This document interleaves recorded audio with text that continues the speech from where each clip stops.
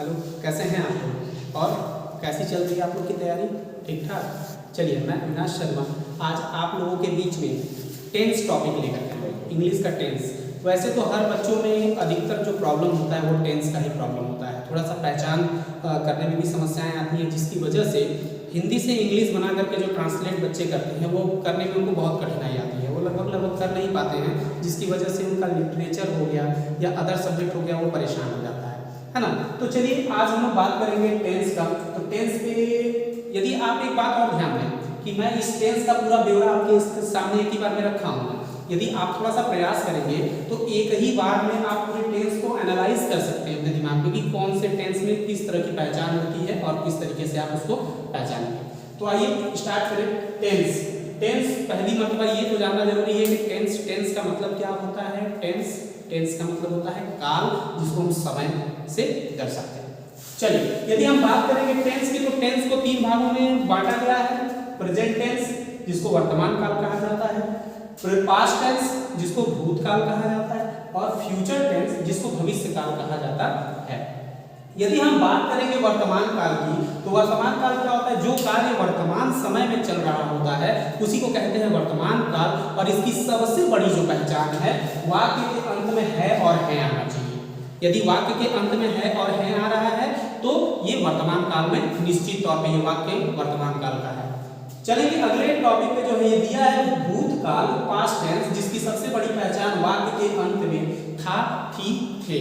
यदि जिन वाक्यों के अंत में था, थी, थे आपको दिख गया तो आपको ज्यादा परेशानी नहीं होना चाहिए, तुरंत समझ में आना चाहिए तो वाक्य जो है किसमें है? भूतकाल यानी पास्ट टेंस में है। चलेंगे अगले भविष्य काल की तरफ। भविष्य काल जो फ्यूचर टेंस है, इसमें इसकी सबसे बड़ी जो पहचान है, उसमें सबसे बड़ी पहचान ये है कि वाक्य के अंत में गा गी गे आएगा और इसमें जो कार्य होता है वो अभी आने वाले समय में होगा, यानी भविष्य में होगा। ना तो अभी हो रहा है और ना ही खत्म हुआ है, वो आने वाले समय में होगा, इसीलिए ये भविष्य काल कहलाता है। यदि हम बात करेंगे इस टेंस की तो पूरे तीनों टेंसों को हमने चार भागों में विभाजित किया, चार भागों में विभाजित किया। देखिए ये प्रेजेंट टेंस है तो प्रेजेंट इंडेफिनिट, प्रेजेंट है, present continuous, present perfect, present perfect continuous tense. Past indefinite tense, past continuous tense, past perfect tense, past perfect continuous tense. Future indefinite tense, future continuous tense, future perfect tense और future perfect continuous tense. देखिए कुल मिला जुला करके 12 भागों में जो है इस टेंस को क्या कर दिया गया है? विभाजित कर दिया गया है। और सभी का जो पहचान होता है वो लगभग सबका अलग ही है, सबका पहचान अलग है। बात करेंगे यदि प्रेजेंट इंडेफिनिट टेंस में, देखिए जिन वाक्यों के अंत में ता है, ती है, ते हैं इत्यादि शब्द आते हैं वो वाक्य सीधे आपका प्रेजेंट इंडेफिनिट टेंस में तैयार होगा। यदि हम बात करेंगे प्रेजेंट कॉन्टिन्यूअस की तो जिन वाक्यों के अंत में रहा है, रही है, रहे हैं इत्यादि शब्द आते हैं वह प्रेजेंट कॉन्टिन्यूअस को दर्शाते हैं। रहा, रही, रहे से कॉन्टिन्यूअस और है और है से क्या हो गया? वर्तमान काल हो गया, है ना। यदि हम बात करेंगे प्रेजेंट परफेक्ट टेंस की तो जिन वाक्यों के अंत में चुका है, चुकी है, चुके हैं इत्यादि शब्द आते हैं वह पास्ट प्रेजेंट परफेक्ट टेंस को दर्शाता है, प्रेजेंट परफेक्ट टेंस को दर्शाता है। बात करेंगे प्रेजेंट परफेक्ट कॉन्टिन्यूअस टेंस में तो जिन वाक्यों के अंत में रहा है, रही है, रहे हैं शब्द आए परंतु उसमें समय सूचक शब्द दिया गया है, 2 घंटे से, 2 वर्षों से इत्यादि जो ऐसे जो समय सूचक शब्द दिए गए हों उसको हम लोग प्रदर्शित करेंगे प्रेजेंट परफेक्ट कॉन्टिन्यूअस टेंस में। चलिए ये तो ठहरा प्रेजेंट का। चलेंगे पास्ट में। देखिए ये पास्ट की हम बात करें तो पास्ट इंडेफिनिट ये भी है, लेकिन इस वाक्य के अंत में ता था, ती थी, ते थी, यानी जिन वाक्यों के अंत में ता था, ती थी, ते थे इत्यादि शब्द आते हैं वह पास्ट इंडेफिनिट टेंस कहलाता है। चलेंगे अगले की तरफ। Past continuous tense. कॉन्टिन्यूअस का मतलब होता है कॉन्टिन्यूअस, कॉन्टिन्यूअस का मतलब हो गया कि कॉन्टिन्यूटी है ना। तो जिन वाक्यों के अंत में रहा था, रही थी, रहे थे इत्यादि शब्द आते हैं वहां पास्ट कॉन्टिन्यूअस टेंस की पहचान होती है। यदि बात करेंगे हम पास्ट परफेक्ट की तो जिन वाक्यों के अंत में चुका था, चुकी थी, चुके थे इत्यादि शब्द आते हैं वहां होता है पास्ट परफेक्ट टेंस की पहचान। चलेंगे अगले टॉपिक की तरफ, पास्ट परफेक्ट कॉन्टिन्यूअस टेंस की तरफ। तो पास्ट परफेक्ट कॉन्टिन्यूअस टेंस की तरफ चलेंगे तो पास्ट परफेक्ट कॉन्टिन्यूअस टेंस में भी जैसे प्रेजेंट में था रहा है, रही है, रहे हैं प्लस समय सूचक, ठीक इसी तरीके से इसमें होगा, लेकिन इसमें रहा था, रही थी, रहे थे के साथ साथ इसमें समय सूचक शब्द आए। यानी जितने भी परफेक्ट कॉन्टिन्यूअस टेंस वाले हैं इसमें समय सूचक शब्द का आना अनिवार्य है। चलेंगे फ्यूचर इंडेफिनिट की तरफ। तो फ्यूचर इंडेफिनिट की सबसे बड़ी पहचान जिन वाक्यों के अंत में ता होगा, ती होगी, ते होंगे इत्यादि शब्द आए या डायरेक्टली गा, गी, गे आ जाए तो यहाँ पे फ्यूचर इंडेफिनिट टेंस की पहचान होती है।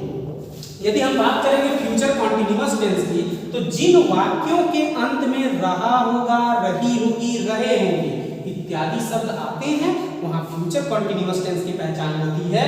और बात करेंगे फ्यूचर परफेक्ट टेंस की तो जिन वाक्यों के अंत में चुका होगा, चुकी होगी, चुके होंगे, जिन वाक्यों के अंत में चुका होगा, चुकी होगी, चुके होंगे इत्यादि शब्द आते हैं वहां फ्यूचर परफेक्ट टेंस की पहचान होती है। और अंतिम टॉपिक पे चलेंगे फ्यूचर परफेक्ट कॉन्टिन्यूअस टेंस पे। तो जैसे प्रेजेंट और पास्ट में हमने पढ़ा, बिल्कुल उसी तरीके से फ्यूचर में पढ़ेंगे कि जिन वाक्यों के अंत में रहा होगा, रही होंगे, रही होगी, रहे होंगे इत्यादि शब्द के साथ साथ इसमें समय सूचक शब्द का प्रयोग किया जाए। तो ऐसे ही वाक्य जो है किसकी पहचान कराएगी, फ्यूचर परफेक्ट कॉन्टिन्यूअस टेंस की बात कराएगी। यदि आप गौर से देखें ना तो एकदम समझिए 1 मिनट में आप इस टेंस के टेबल को समझ सकते हैं। देखिए कैसे, यदि इंडेफिनिट ये भी है, इंडेफिनिट ये भी है, इंडेफिनिट ये है, तीनों का इंडेफिनिट है। देखिए ता के साथ है लग गया तो प्रेजेंट इंडेफिनिट, ता के साथ था लग गया तो पास्ट इंडेफिनिट, ता के साथ होगा, होगी लग गया तो फ्यूचर इंडेफिनिट। देखिए ता तीते तीनों में है, लेकिन है लग गया तो वर्तमान, था तीते लग गया तो पास्ट यानी भूतकाल और गा गी लग गया तो भविष्यकाल। ठीक उसी तरीके से देखिए कॉन्टिन्यूअस टेंस ये भी है, कॉन्टिन्यूअस टेंस ये भी है, कॉन्टिन्यूअस टेंस ये भी है।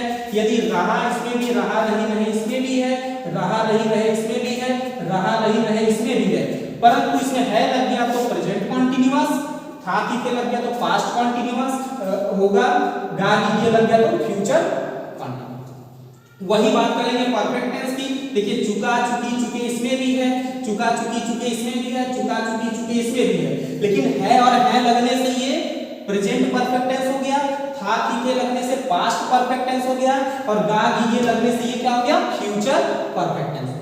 यदि हम बात करेंगे परफेक्ट कॉन्टिन्यूअस टेंस की तो तीनों में परफेक्ट कॉन्टिन्यूअस सेम है। ये देखिए रहा रही रहे, रहा रही रहे, रहा रही रहे, तीनों में रहा रही रहे हैं, लेकिन यदि है लग गया तो वर्तमान, था तीते लग गया तो भूतकाल और गा गी लग गया तो भविष्यकाल। और तीनों में एक चीज कॉमन है कि चाहे प्रेजेंट हो, चाहे पास्ट हो, चाहे फ्यूचर हो, इसमें आपको परफेक्ट कॉन्टिन्यूअस टेंस में आपको समय सूचक शब्दों का प्रयोग करना ही करना है। यदि आप इसमें समय सूचक शब्दों का प्रयोग नहीं करते हैं तो ये वाक्य गलत हो जाएगा। तो बिल्कुल मैंने कोशिश किया आपको कि एक बार में थोड़ा सा टेंस का ब्यौरा देने के लिए, और आपको बारी बारी से इसमें सबका ब्यौरा उदाहरण सहित मिल जाएगा आपको। तब तक के लिए पढ़ाई करिए, मस्त रहिए और एग्जाम में लाजवाब तरीके से तैयारी करिए। Thank you.